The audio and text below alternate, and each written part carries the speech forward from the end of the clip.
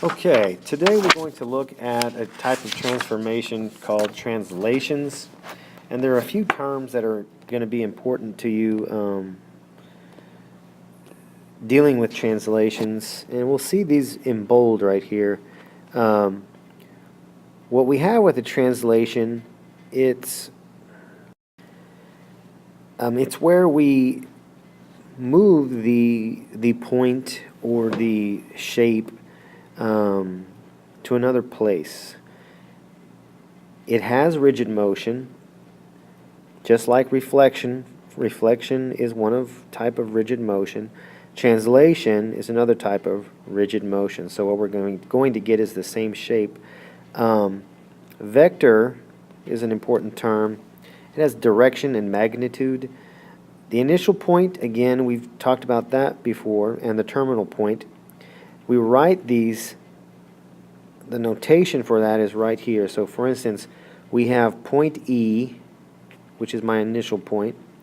My terminal point is point F, and that is the terminal point of my vector, and we would write that as EF. So that would be the notation. Almost looks like an arrow with part of it missing, but that's how we would notate a vector. We can also write a vector using what's called component form, which we would write like an ordered pair. It marks the change in the A horizontal and the vertical B from the initial point to the terminal point. For instance, we have our initial point, which is P, and we have our terminal point, which is Q. Notice that it goes horizontally 5 units, so that's going to be, and I'm sorry, the difference between this and an ordered pair is the fact that we don't have parentheses. We have these kind of brackets, or these V brackets. So my A would be 5, and my vertical change would be positive 3. Okay, so by seeing this type of notation, we know that we're dealing with vectors, and that horizontal change is 5, vertical change is 3. All right, let's look at some of the questions on this next example. Name the vector and write it in component form. To name the vector, identify the initial point and the terminal point. So for this, the initial point is M. We know that because the arrow is pointing to the N, which is the terminal point. Name the vector. We're going to name the vector MN, and it's going to look like that with that notation. To write the vector in component form, which again, component form has the brackets, vertical and horizontal change. The horizontal change is, well, it goes to the right 1, 2, 3, 4 units, so that's positive 4, and it goes down 2 units, so that vertical change is negative 2. So the component form of this vector is, again, 4 is my horizontal change, negative 2 is my vertical change. Okay?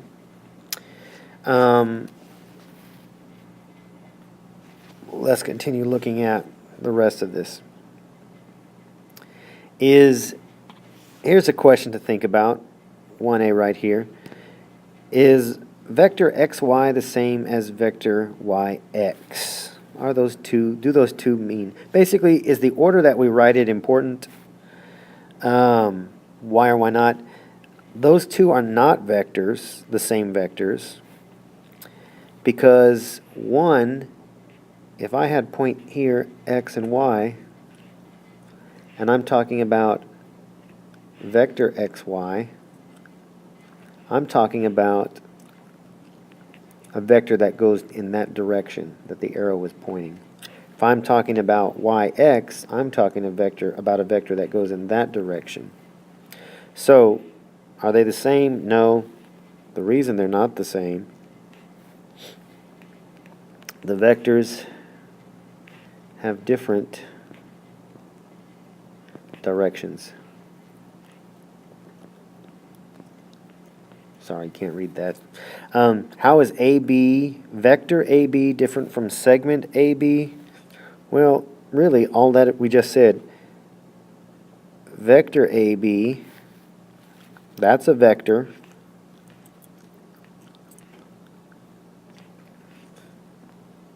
And that's a segment. So just make sure we understand the different notation for those. When the type of translation that we have, or transformation we have when dealing with a translation is, all we're doing is really sliding it around. Remember, with reflection we were flipping it. With the translation we are sliding it. Is it isometric? Remember, isometric meant same size.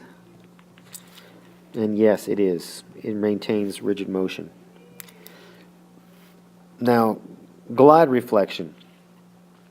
This is translation followed by a reflection in a line parallel to the translation vector.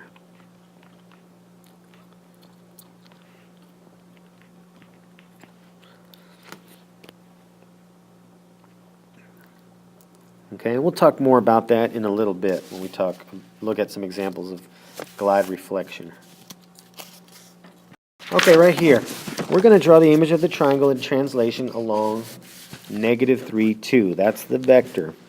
So what I'm going to do is I'm going to identify my vertices,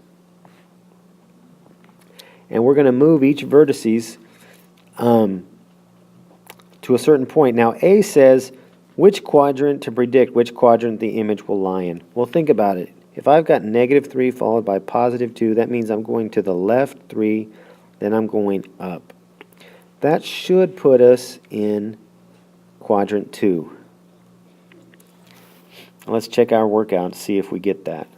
So, if I'm moving -3, that's horizontal change.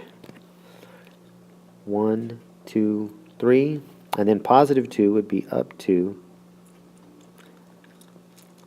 Then that's where that point will move to. Let's look at this one. The lower left point. We're going to have 1, 2, 3, up 2, 1, 2. It's going to be moved to there. And the last one, 1, 2, 3, 1, 2.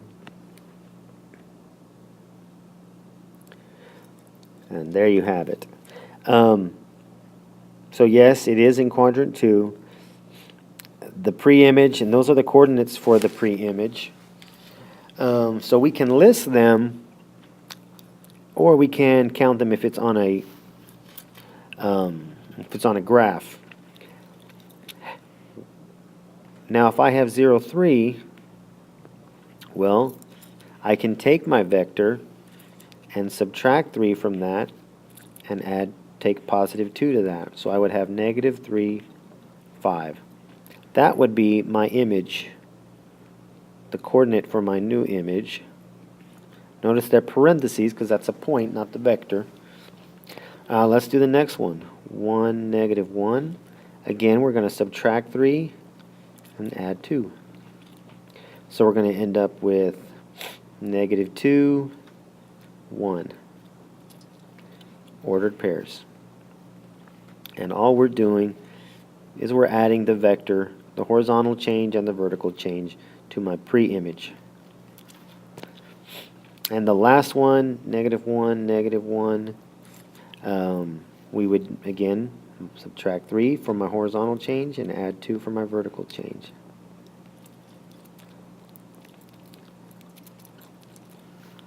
-4, 1. Okay, plot the new image. We already plotted it.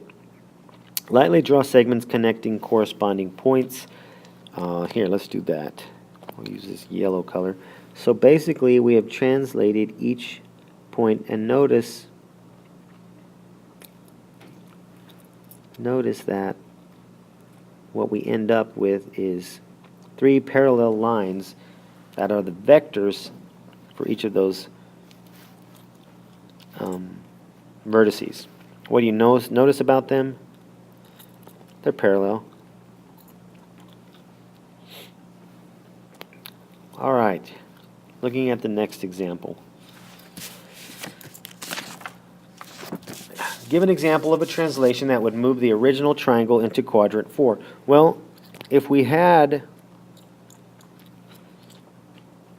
this triangle, which looked something like this, this is quadrant 4. What kind of change would we have to make? We'd have to move that triangle to the right, and we would have to move it down, wouldn't we?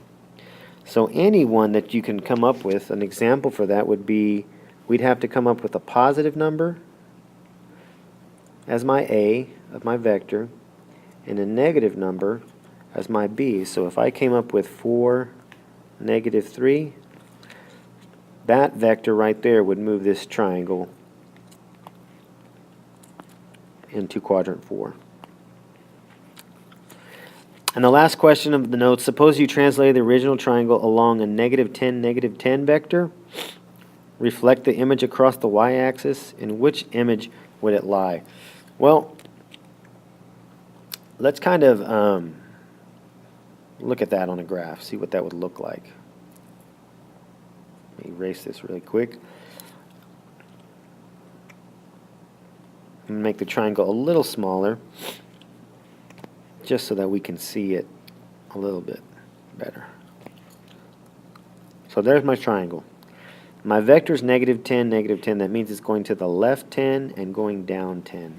So we're going to say that this triangle ends up somewhere down here. Remember, left 10 for negative, down 10 for -10. And then it says it's going to reflect across the y-axis. That means we're going to flip it across this y-axis. So it's going to end up somewhere over here. In which quadrant would the final image lie? Well, we would say quadrant 4. That's what quadrant this is.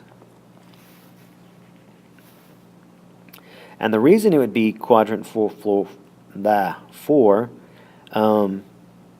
is because we would be, the vector would take us to quadrant 3, and it would be reflected across the y-axis, which would take it to quadrant 4.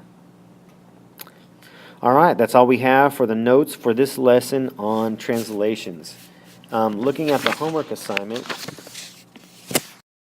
there are a variety of questions.